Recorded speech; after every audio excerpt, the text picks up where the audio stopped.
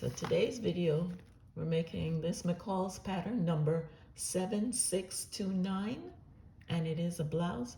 I'm doing a modification so that this blouse actually will be a button down from all the way from the neck to to the waist, and in long sleeves.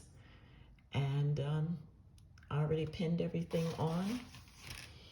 I made my modification here with this piece, adding another pattern underneath, as you can see, in order to get the neckline where it needs to be. I've used the facing from the second pattern here, and I've used the collar from the second pattern because this collar is in two pieces. This collar actually forms the lapel, this part here, but it won't work because there's a seam under there, and I want it to be flat and seamless. So let's go. Everything's cut and ready to go. So all of our pieces are cut. Stabilizer for the collar and the cuff are cut. We will be using the serger today. And so let's get into it.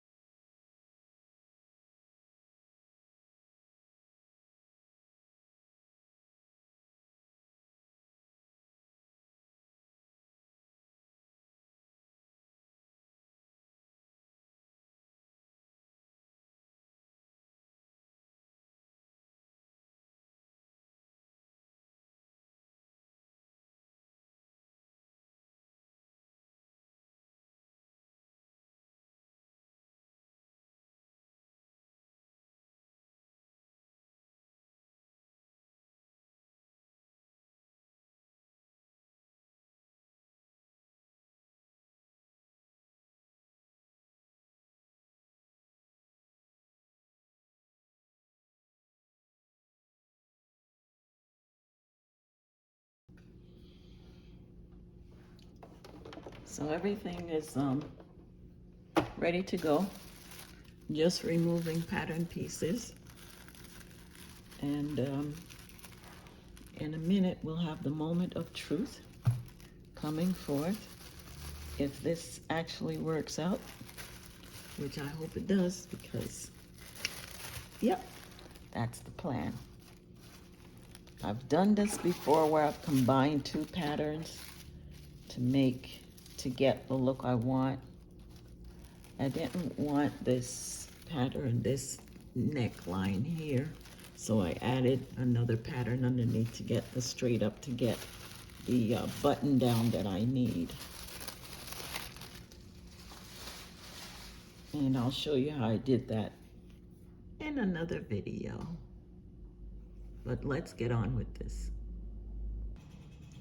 So here I am putting the front and back shoulders together. And then I will be able to, make those seams on the shoulder. And then the next step would be to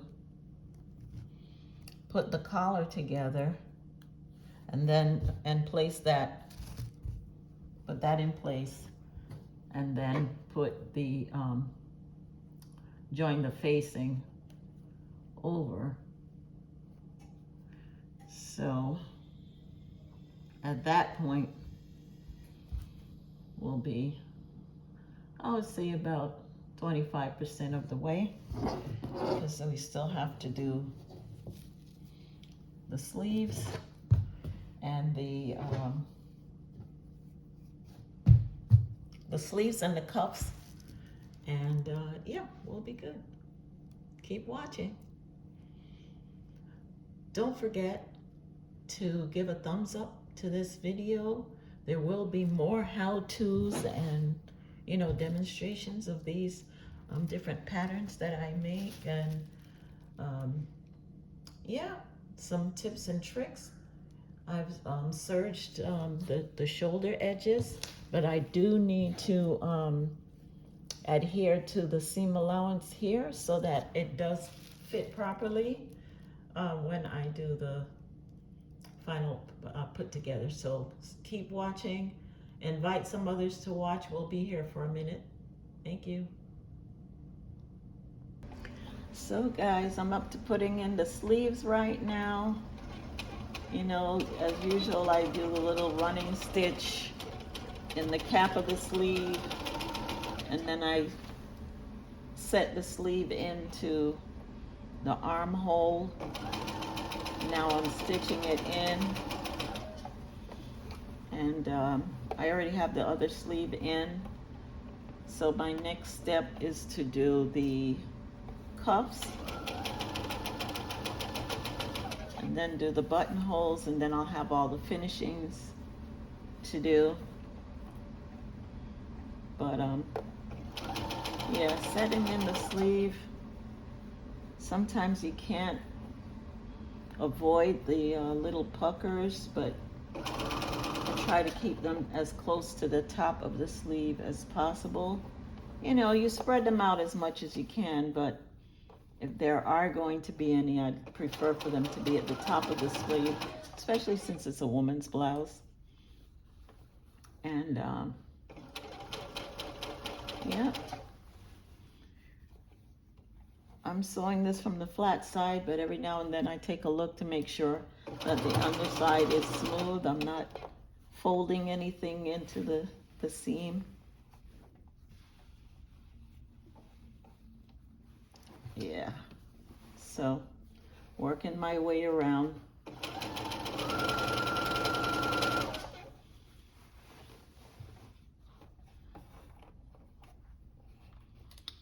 Like this video, subscribe. There will be more. I will have be back with my Fashion Friday for kids. Trying to put it on a schedule, maybe every other week, and I'll have adults on the opposite week. So stick with me.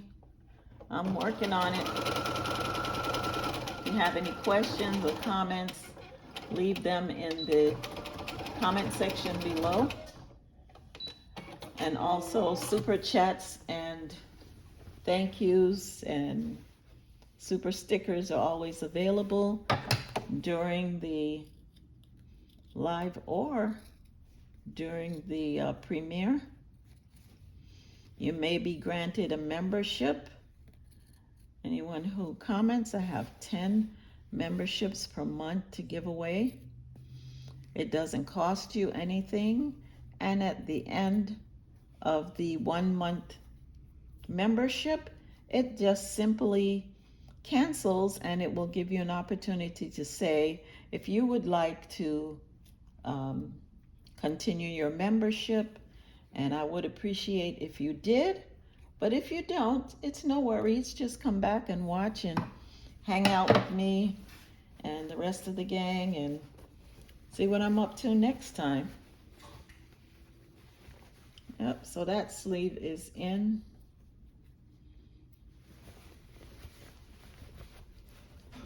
Yeah, not bad at all. Yep, I put the collar on already. So, yep. I got a little tuck there, but no one's going to see it because the collar is down anyway. I tried to fix it. It didn't quite work out. So those are some of the things we get hung up on when we're sewing. But the sleeves went in pretty well. And this is probably just the running thread. I'll pull that out there. Yeah. And then I'll have to do my buttonholes. I'll give this a good press before I do that. But right now we're going to go ahead and